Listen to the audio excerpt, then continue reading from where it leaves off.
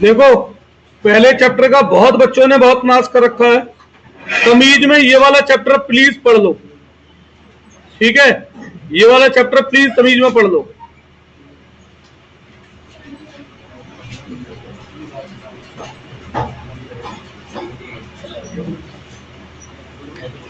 Chapter का नाम है goodwill, valuation of goodwill.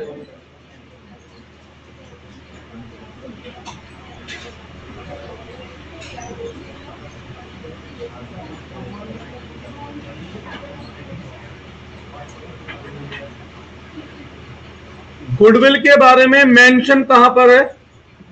Accounting standard 26 में, सही है? अब सबसे पहले एक लाइन कई बार आ जाती है बोर्ड एग्जाम में, 1 मार्कर एमसीक्यू में, goodwill is an intangible asset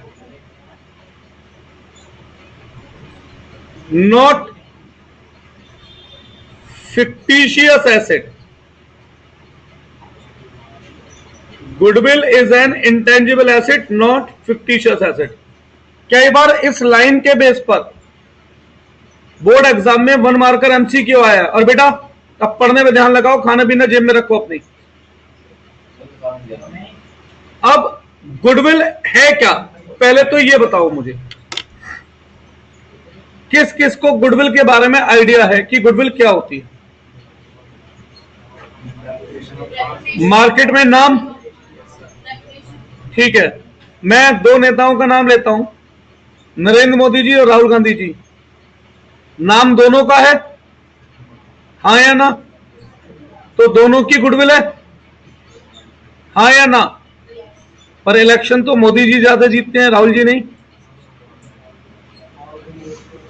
चलो छोड़ो।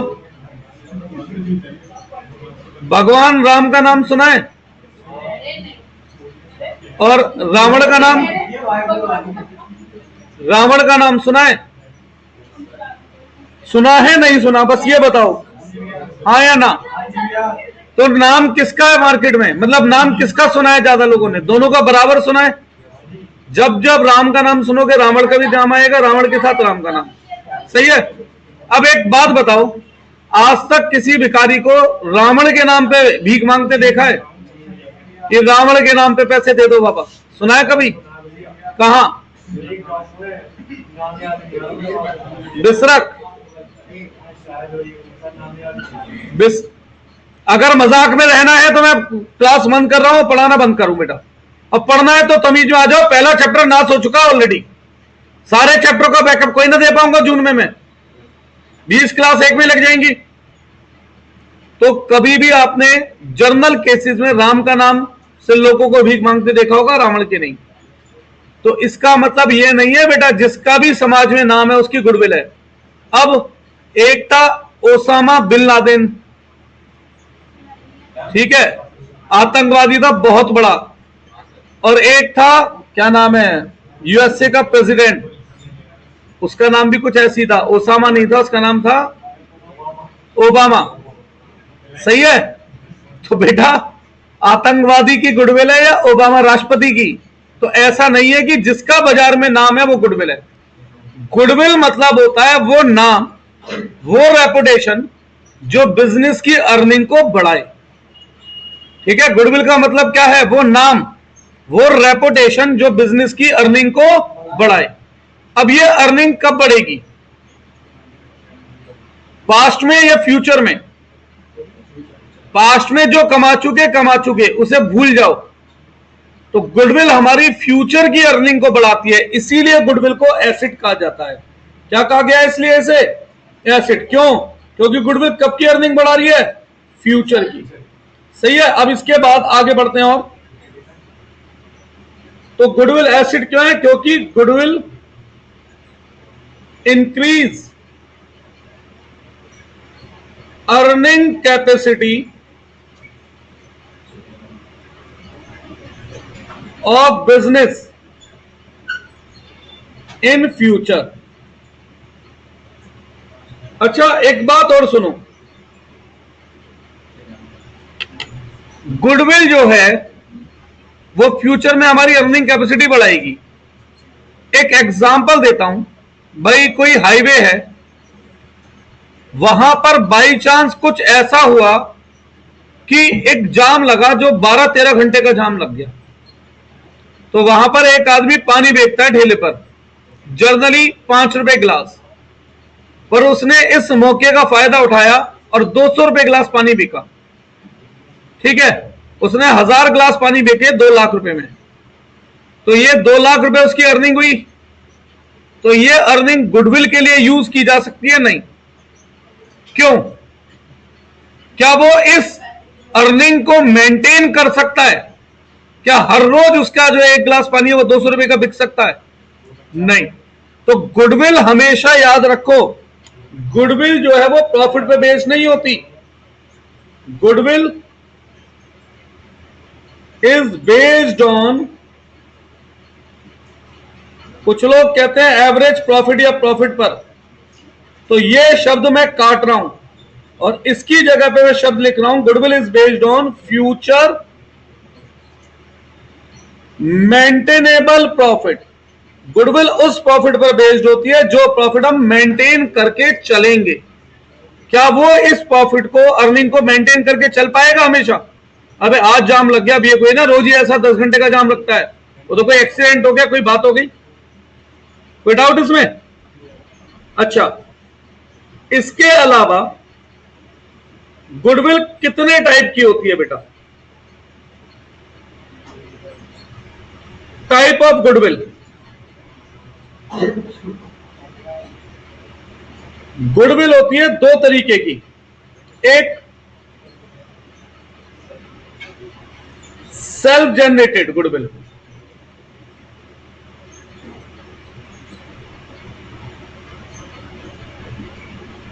और एक परचेज्ड गुडविल। और इस चैप्टर से हर संडे अब तैयार रहना, बिल्कुल तैयार रहना अब टेस्ट के लिए। सेल्फ जनरेटेड और परचेज्ड। सेल्फ जनरेटेड गुडविल किसे कहते हैं बेटा? भाई एक काम सुनो, कोई भी टीचर नया नया पढ़ाना शुरू करता है, शुरू के साल में उसके पास 2, 4, 5, 7 बच्चे आएंगे। जैसे जैसे उसको समय बीतता जाएगा, हाँ, परचेज्ड गुडविल, जैसे जैसे समय बीतता जाएगा, जैसे जैसे टाइम पुराना होगा, उस टीचर को लोग जानने लगेंगे, उसके पास बच्चे ट्यूशन के पढ़ेंगे, है ना, और जब उसका नाम होगा तो उसकी फीस भी बढ़ेगी। तो क्या उसने इस गुडविल के लिए कोई पैसा स्पेंड किया है, या उसने मेहनत करके कई साल इस गुडविल को जनरेट किया है?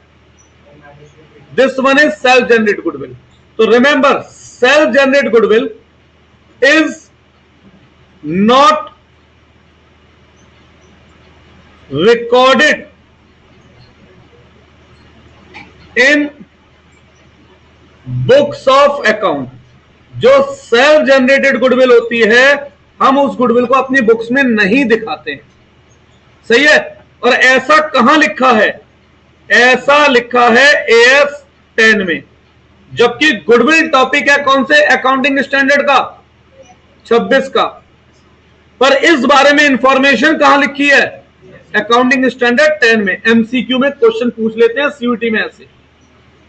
100 में से 99.9% बच्चे AS 26 लिख कर आते हैं वहां पर, जबकि ये किस में लिखी है बात? AS 10 में। परचेज गुडविल मतलब पैसा देके गुडविल खरीदी। फॉर एग्जाम्पल, किसी का कोई रेस्टोरेंट चलता है, उसका सारा सेटअप है 5 करोड़ का, मैं उसका रेस्टोरेंट खरीद रहा हूं 10 करोड़ रुपए उसे देकर, तो मैं 5 करोड़ रुपए उसे किस बात के दे रहा हूं? उसके नाम के। तो क्या मैंने यहां पे गुडविल के लिए पेमेंट की है? हाँ, तो ऐसी गुडविल बुक्स में रिकॉर्ड की जाती है। Is that goodwill which is shown in book of account। और यह बात भी कहां लिखी है? AS10 में। तो नोट में एक बात लिख देता हूं मैं, goodwill is recorded in books of account when it is purchased goodwill।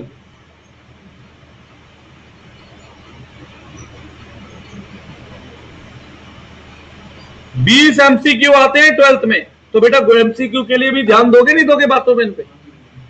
सही है। Type of goodwill, type of goodwill कितने तरीके की बताई मैंने? दो, सेल्फ जनरेटेड और परचेज। जिसमें से सेल्फ जनरेटेड गुडविल को हम बुक्स में नहीं दिखाते हैं, जिसमें से परचेज गुडविल को हम बुक्स में दिखाते हैं। कुछ पूछना है यहां तक किसी को? श्योर, आगे बढ़े? ठीक है। अब एक है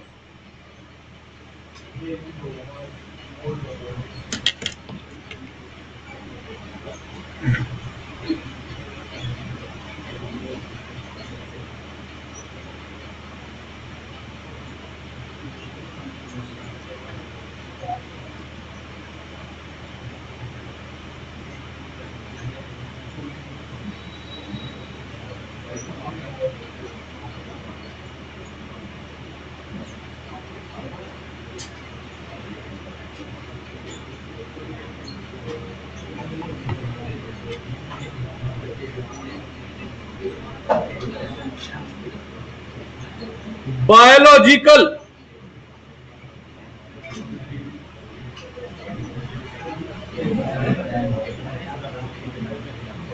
डिस्क्रिप्शन ऑफ गुडविल। तो बायोलॉजिकल डिस्क्रिप्शन के अनुसार गुडविल तीन तरीके की होती है। एक रैट गुडविल, दूसरी डॉग गुडविल,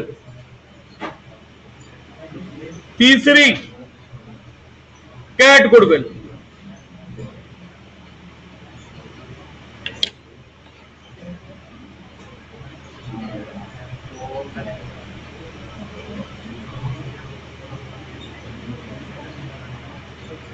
बोल लो नहीं कुछ, फिर बातों में लग रहे हो।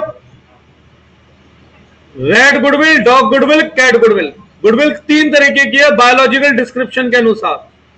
अब रेट, रेट मतलब चूहा, पता ही है। बायोलॉजिकल मतलब जैविक विज्ञान के बेस पर बात कर रहा हूं। चूहों का एक नेचर होता है, अक्सर एक कहावत होती है, जब जहाज डूबता है तो चूहे सबसे पहले भागते हैं। कहावत होती है ना ऐसी। इसका मतलब क्या है कि चूहे बिल्कुल ईमानदार नहीं होते, वो किसी के सगे नहीं है, जैसी मुश्किल आएगी वो सबसे पहले भाग जाएंगे। तो यानी ये वो गुडविल है जो जरा सा बिजनेस में फ्लक्चुएशन आता है, ये बिजनेस का एकदम से साथ छोड़ दे। तो ऐसी गुडविल को कहा जाता है रेड गुडविल। ठीक है, जैसे क्रिकेटर हैं, 2 इनिंग में फेल होते हैं, लोग उनकी बुराई करना शुरू कर देंगे, गाली देना शुरू कर देंगे, भूल जाएंगे कि पिछली 100 इनिंग में अच्छा खेले थे। ठीक है, 2 इनिंग अच्छा खेलते ही फिर उनके मुरीद हो जाएंगे, भैया वो दुनिया के सबसे अच्छा बल्लेबाज लगने लगेगा। ऐसी गुडविल क्या कहलाई? Red goodwill. डॉग, कुत्ता, हमेशा मालिक का वफादार। एक एड भी आता था वोडाफोन का, जिसमें कुत्ता पीछे पीछे चलता रहता है, जहां भी तुम जाओगे साथ हम तुम्हारे आएंगे। तो मतलब एक ऐसी गुडविल जो मालिक के प्रति वफादार है, यानी कि जब भी ऑनर जहां भी होगा वो गुडविल उसके साथ रहेगी, ये गुडविल उसका साथ नहीं छोड़ेगी। ऐसी गुडविल कहते हैं डॉग गुडविल। तीसरी कैट, बिल्ली की एक खूबी होती है, बिल्ली को कभी इंसान से प्रेम नहीं होता, उसे जगह से प्रेम होता है। मतलब अगर सपोज करो इस घर में मैं एक बिल्ली पालता हूं और मैं घर बदलूंगा, तो मैं बिल्ली को साथ ले भी आऊंगा तो वो भाग के वापस यहीं आ जाएगी। ठीक है, उसे जगह से प्रेम होता है, पर्सन, मालिक से नहीं। तो कैट गुडविल, ऐसी गुडविल जो ऑर्गेनाइजेशन के साथ रहेगी, उसकी किसी इंसान की सगी नहीं है, इंसान के साथ नहीं रहती। तो बताओ इनमें से सबसे बेस्ट गुडविल कौन सी है? Top goodwill is best goodwill. कोई डाउट है? गलत। Cat goodwill. अब आप कहेंगे क्यों? बिजनेस स्टडी में हमेशा हम एक प्रिंसिपल पढ़ते हैं कि इंडिविजुअल इंटरेस्ट से ऊपर हमेशा किसका इंटरेस्ट होता है? ऑर्गेनाइजेशन का। और कैट गुडविल ऑर्गेनाइजेशन की है, पर्सन की नहीं है। अब सपोज करो मैं किसी का रेस्टोरेंट खरीदूं, सही है, और भैया ग्राहक उसके वहीं पे चले जाए जहां मालिक चला जाए, तो मुझे क्या फायदा हुआ उसके रेस्टोरेंट का नाम खरीदने का? क्लियर है? तो cat goodwill is best goodwill. Cat goodwill ही लिख दिया मैंने इसे, बेस्ट गुडविल लिखना था। और वर्स्ट, सबसे बेकार, ये ना मालिक की सगी ना जगह की सगी। यहां तक कुछ पूछना है? आगे बढ़े? चलिए तो अब दोनों बैच बराबरी पे चलेंगे। अब अपने अपने बैच डिसाइड कर लीजिएगा कौन से वाले में किसको आना है, क्योंकि अभी और बच्चे जुड़ने हैं, उनके लिए भी जगह बनानी है फिर मुझे। अब बात करते हैं मेथड वैल्यूएशन। सबसे पहले need for valuation of goodwill. Goodwill की वैल्यूएशन क्यों करी जाती है? अच्छा पहले बताओ, क्या गुडविल की वैल्यूएशन की जा सकती है या करी जा ही नहीं सकती है? यार जाहिर सी बात है, अगर चैप्टर है वैल्यूएशन ऑफ गुडविल तो वैल्यूएशन की जा सकती है ना? यानी गुडविल की वैल्यू एस्टिमेट की जा सकती है। पर क्यों एस्टिमेट करनी है, क्या जरूरत है, कब एस्टिमेट की जाएगी? पहला, at the time of change in profit and loss ratio. ये हमारा चैप्टर 3 है ना? At the time of admission of partner, ये चैप्टर 4 है। At the time of retirement of partner, ये चैप्टर 5 है। At the time of death of partner, ये हमारा क्या है? चैप्टर 6 है। इसके अलावा गुडविल की वैल्यूएशन और कब की जाती है? अमलगमेशन ऑफ फर्म्स के केस में। अमलगमेशन का मतलब होता है दो फर्म जुड़कर एक फर्म बन रही है। गुडविल की वैल्यूएशन कब की जाती है? सेल ऑफ फर्म के केस में। तो इसके बेस पर भी एमसीक्यू बन सकता है, when goodwill is required to be calculate. अच्छा, ऊपर वाले चारों केसेस को हम एक ही नाम दे सकते हैं, रिकंस्टिट्यूशन ऑफ पार्टनरशिप। कितने चैप्टर हैं वैसे? 4, और इसका एक सिंगल नाम क्या दिया गया है? Reconstitution of partnership. मैं एक ही चैप्टर पढ़ाऊंगा, रिकंस्टिट्यूशन, और उसके थ्रू हम चारों चैप्टर करेंगे। अमलगमेशन ऑफ फर्म, दो फर्म अलग अलग मिलकर एक फर्म बन रही है। सेल ऑफ फर्म, इन समय पर हमें गुडविल की वैल्यूएशन करने की जरूरत महसूस होती है।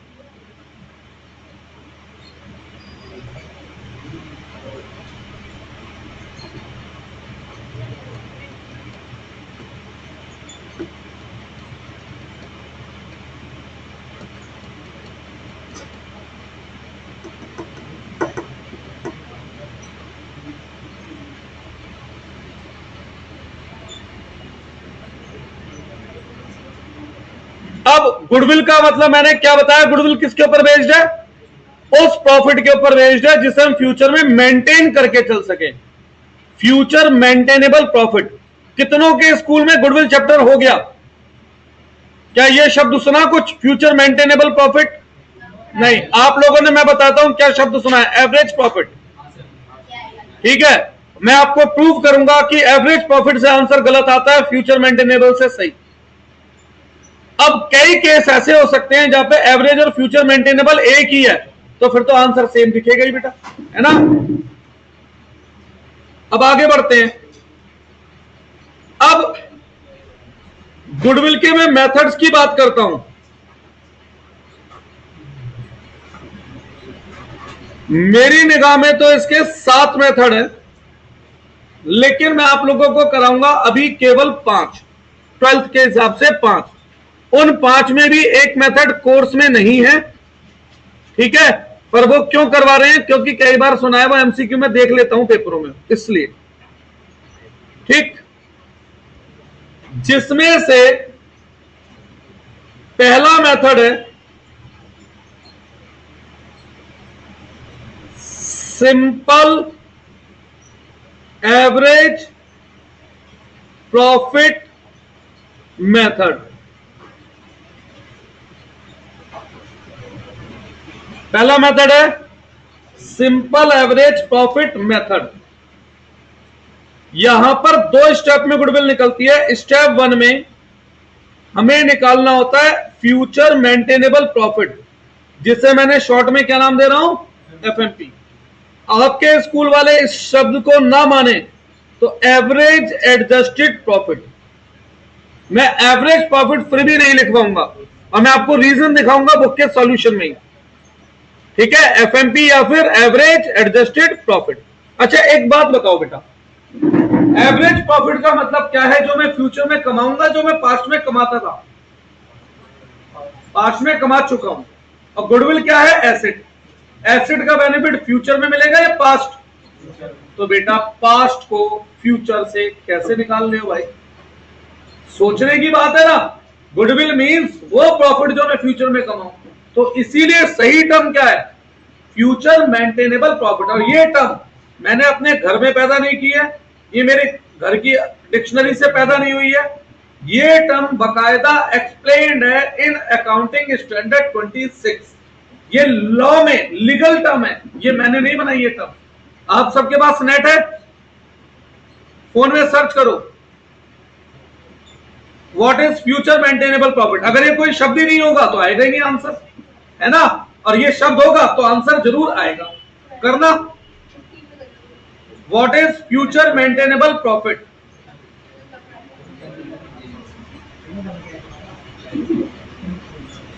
देखो और बताओ क्या हो रहा है।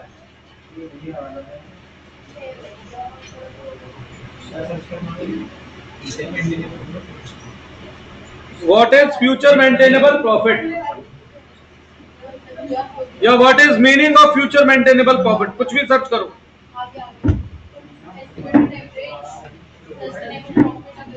क्या क्या क्या क्या बेटा बोलना फिर से, पढ़ो तो सही। एस्टिमेटेड, फ्यूचर एस्टिमेट होता है, ठीक है। आगे सस्टेनेबल मतलब जिसे हम मेंटेन करके चल सके। आगे in future year. Goodwill future के लिए है, पास्ट के लिए है, तो हमें इस प्रॉफिट से मतलब होता है। अब इसमें एक क्वेश्चन और सर्च करो, is there any role of future maintainable profit in valuation of goodwill. अरे बोल के सर्च कर लो ना, is there any role of future maintainable profit in valuation of goodwill.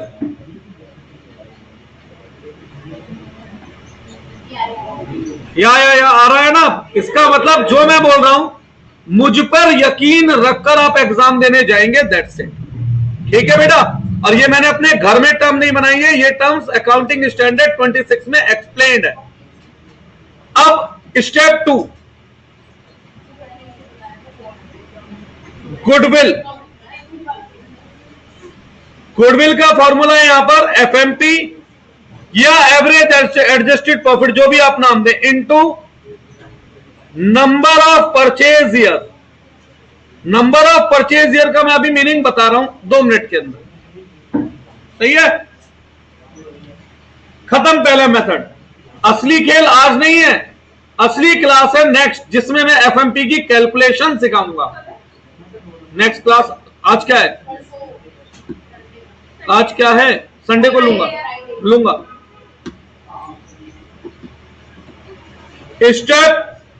Method 2, weighted average profit method.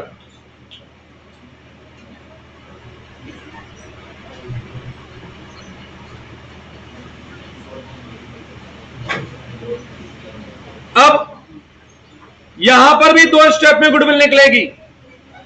Step 1 FMP या average adjusted profit, जो आप नाम देना चाहो, पर एवरेज प्रॉफिट नाम नहीं दे रहे हम। Step 2 goodwill FMP into number of purchase year.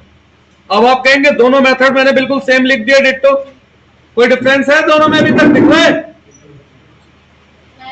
हाँ जी जिंदल साहब, दोनों में कोई डिफरेंस दिख रहा है? तो डिफरेंस तो होना चाहिए, दो मेथड है तो। नहीं, अब देखो डिफरेंस क्या है। यहां पर हम जब एफएमपी निकालेंगे, वो एफएमपी हम निकालेंगे बाय सिंपल एवरेज मेथड, और यहां पर जब हम एफएमपी निकालेंगे वो हम निकालेंगे बाय वेटेड एवरेज से। और एफएमपी निकालनी कब सिखाऊंगा मैं? एफएमपी कब सिखाऊंगा? नेक्स्ट क्लास में। एक मिनट, यहां पर एफएमपी सिंपल एवरेज से निकलती है, यहां पर वेटेड एवरेज।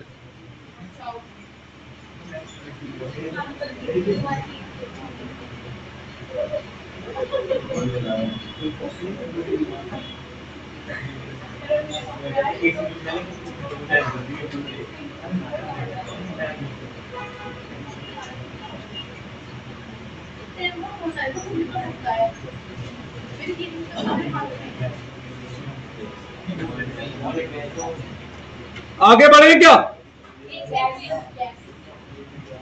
अब यहां पर नंबर ऑफ परचेज ईयर का मतलब क्या है?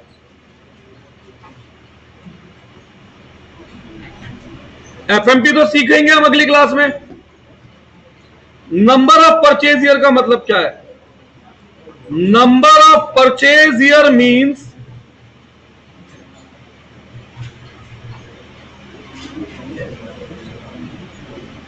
that for how many year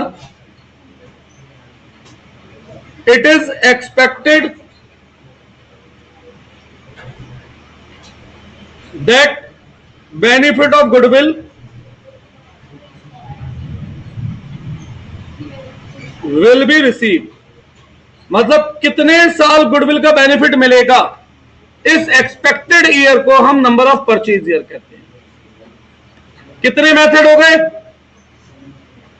2।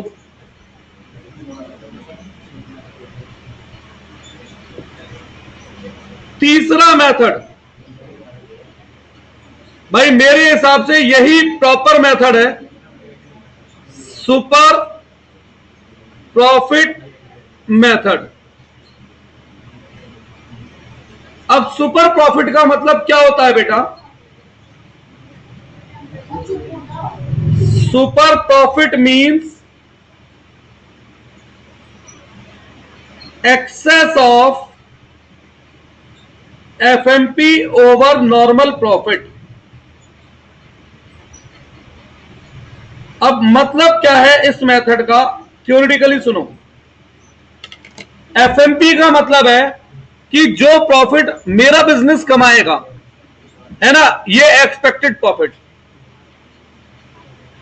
Chopra ji सुन ले प्लीज।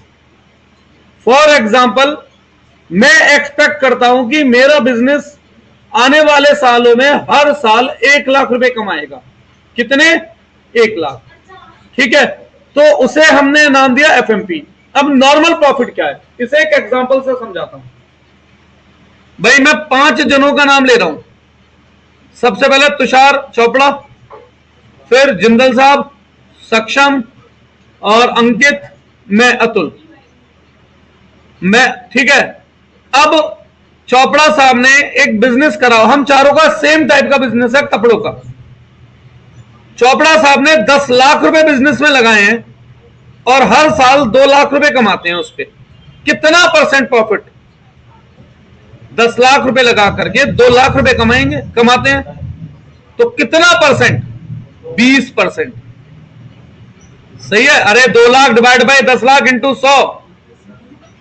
अब जिंदल साहब ने 50 लाख रुपए लगा रखे हैं और ये हर साल नियर अबाउट 10 लाख रुपए कमा रहे हैं। ये कितना परसेंट? 20%। 50 लाख रुपए का 20% होता है 10 लाख। सक्षम ने 40 लाख रुपए लगा रखे हैं, सक्षम भी हर साल 8 लाख रुपए कमा रहा है नियर अबाउट, तो ये भी नियर अबाउट कितना परसेंट कमा रहा है? 20%। अंकित ने 20 लाख रुपए लगाए हैं और ये हर साल 4 लाख रुपए कमाता है, तो ये भी कितना कमा रहा है? 20। यानी कि हम कह सकते हैं कि कपड़ों के काम में जो जर्नल प्रॉफिट मार्जिन है वो 20% है, कह सकते हैं, हाँ या ना? अब मैंने बेटा 30 लाख रुपए लगाए, तो इस हिसाब से मुझे कितना कमाना चाहिए फिर? यानी कितने रुपए? 6 लाख रुपए। पर एक्चुअल में मैं कमाऊंगा 7.5 लाख। क्या मैं बाकी और लोगों के मुकाबले एक्स्ट्रा रिटर्न जनरेट कर रहा हूं? हाँ। कितना प्रॉफिट एक्स्ट्रा कमाऊंगा मैं नॉर्मल से? 1.5 लाख। उस 1.5 लाख को कहा जाता है सुपर प्रॉफिट। ठीक है, अब देखो यहां पर 4 स्टेप्स है, 5 स्टेप, सॉरी। स्टेप 1, सबसे पहले स्टेप में मुझे चाहिए एफएमपी या एवरेज एडजस्टेड प्रॉफिट। 3 मेथड बताए मैंने, तीनों मेथड में सबसे पहले स्टेप में हमें क्या चाहिए? यानी बिना एफएमपीसी के गुडविल चैप्टर हो जाएगा? नहीं। स्टेप 2, यहां पर हमें चाहिए कैपिटल एम्प्लॉयड। नेक्स्ट क्लास में कैपिटल एम्प्लॉयड निकालनी भी सिखाऊंगा, कैसे कैपिटल एम्प्लॉयड निकलती है, मतलब कितना पैसा बिजनेस में लगाया। Step 3, normal profit. Normal profit मतलब जर्नली बाकी और बिजनेस हमारे जितना पैसा लगा के कितना प्रॉफिट कमाएंगे, तो कैसे निकाला हमने इसे? Capital employed into normal rate of return given होगा परसेंटेज में हमें upon 100।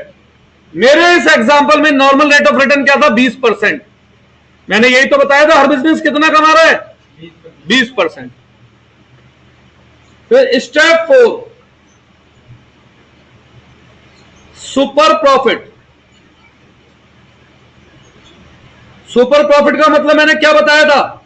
Access of FMP over normal profit. तो ये कैसे निकलेगा? एफएमपी लिखते हो एफएमपी, अगर एएपी लिखते हो तो एएपी, जो भी आप लिखो, माइनस नॉर्मल प्रॉफिट। और स्टेप 5, गुडविल।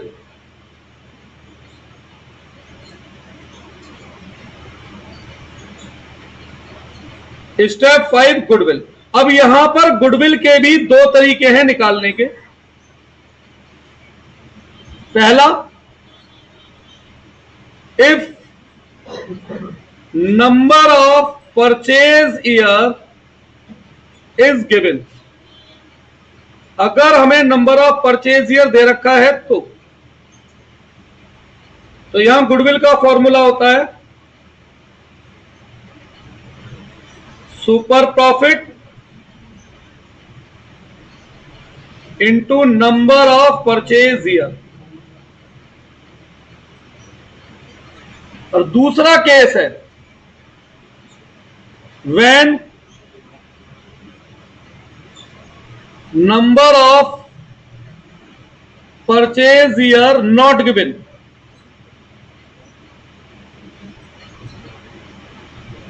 हमें परचेज ईयर नहीं दे रखे,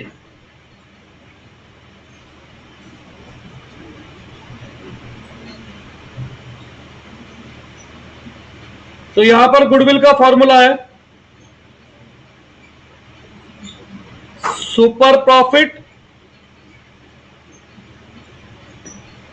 upon normal rate of return into 100। और बेटा इसी को हम चौथे मेथड का भी नाम दे सकते हैं, इसी को कहते हैं capitalization of super profit method. पढ़ा होगा स्कूल में 100%। Capitalization of super profit method कह देते हैं इसे हम।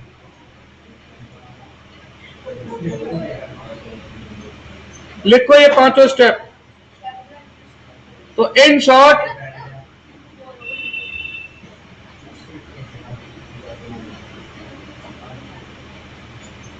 लिखो एक मेथड और बचा है, 4 हो गए, लिखे 3 है पर हो 4 गए, ध्यान से सोचोगे तो कैपिटलाइजेशन ऑफ सुपर प्रॉफिट भी दोगे, एक एक्स्ट्रा मेथड। अभी आप बुक का सॉल्यूशन नहीं कर पाएंगे कोई भी, जब तक मैं क्या नहीं सिखाऊंगा, एफएमपी, क्योंकि हर मेथड का पहला स्टेप क्या है बेटा, तो नेक्स्ट क्लास में एफएमपी सीखेंगे और फिर क्वेश्चन।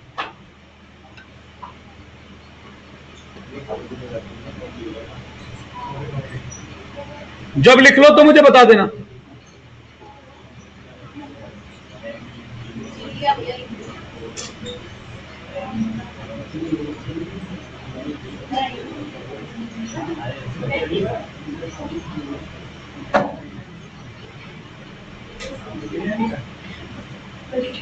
बस बेटा बहुत हो गया मजाक। लास्ट मेथड है कैपिटलाइजेशन मेथड। बेसिकली ये कैपिटलाइजेशन किसका हो रहा है, ऑफ एवरेज प्रॉफिट का या एफएमपी का। कैपिटलाइजेशन मेथड ये लास्ट मेथड है। स्टेप 1 मैं इसे लॉजिक से भी समझाऊंगा, ठीक है। पहले एक बार लिखवा देता हूं। सबसे पहले स्टेप में क्या चाहिए, बिना एफएमपी के कोई भी मेथड ऑफ गुडविल एप्लीकेबल नहीं है, क्योंकि गुडविल बेस्ड ही किस पर होती है, फ्यूचर मेंटेनेबल प्रॉफिट पर। स्टेप 2 में मुझे चाहिए कैपिटलाइज वैल्यू ऑफ फर्म। कैसे निकलती है कैपिटलाइज वैल्यू ऑफ फर्म, जो भी एफएमपी है उसे डिवाइड करो normal rate of return into 100। अब एक लॉजिकल बात करता हूं भाई, मैं साल के 10 लाख कमा रहा हूं और जिस बिजनेस में मैं हूं ना वहां पे जो रिटर्न है वो 20% है, तो यानी मैं जो 10 लाख रुपए कमा रहा हूं वो 20% के इक्वल है। तो मेरी इन्वेस्टमेंट क्या होनी चाहिए, 50 लाख। क्या होनी चाहिए, 50 lakh. Step 3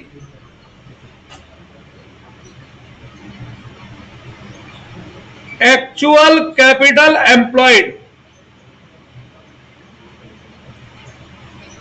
actual capital employed मतलब मैंने एक्चुअल में बिजनेस में कितने पैसे लगाए हैं, जबकि मैंने लगाए हैं केवल बिजनेस में 42 लाख, पर मार्केट में मेरे बिजनेस की वैल्यू क्या है, 50।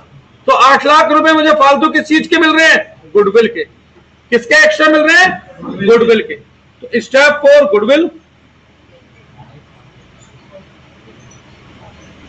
Step 2 minus step 3। अब एक बात बताओ, मैंने टोटल 5 फॉर्मूले लिखवाए, हेडिंग दिख रही है 4, क्योंकि मैंने एक ही मेथड में 2 दिखाए थे। अब एक बात पूछूं, क्या इन 5 फॉर्मूलों से गुडविल सेम आएगी या सबसे अलग आएगी? नहीं, सबसे अलग आएगी। बस केवल 2 मेथड से गुडविल सेम आती है। Note,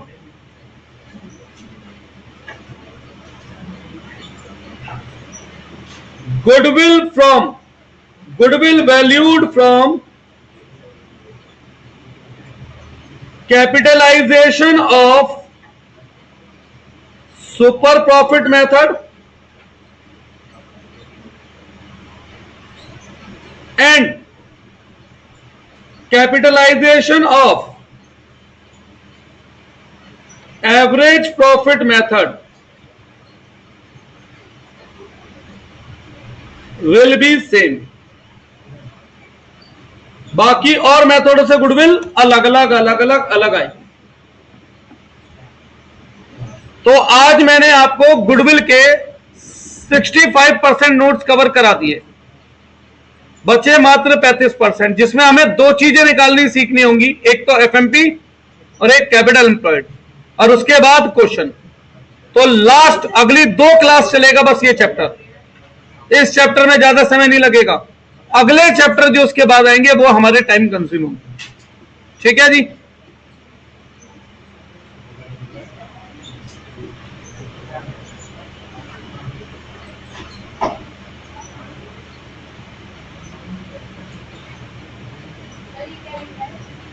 Goodwill valued from capitalization of super profit method and capitalization of average profit method will be same.